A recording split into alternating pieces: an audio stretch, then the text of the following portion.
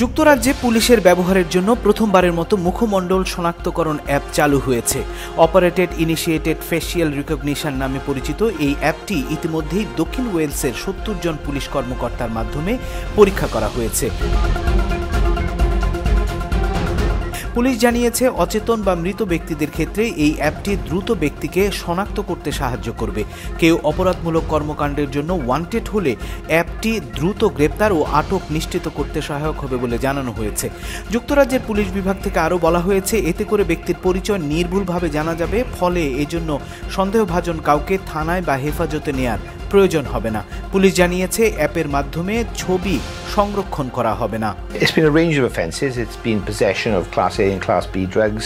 There's been possession of a bladed article and a range of things that you would expect to find in the general population. So we are learning, we are developing, and there are actually people being taken off the streets who are wanted for offences or who haven't appeared at court as a direct result of the deployment of this. তবে পুলিশের জন্য এই app অপরাধী শনাক্ত করা সহজ হলেও এ দ্বারা মানবাধিকার লঙ্ঘনের আশঙ্কা দেখা দিয়েছে। বিশেষজ্ঞদের আশঙ্কা, এই অ্যাপ জনগণের অধিকার এবং পুলিশের ক্ষমতার মধ্যে বিপজ্জনক ভারসাম্যহীনতা তৈরি করবে।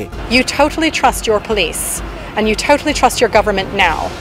It is entirely possible to build surveillance technology that could become extremely dangerous and weaponized against the population in just a few years' time if a more authoritarian or racist or xenophobic or homophobic, sexist government were to be elected into power.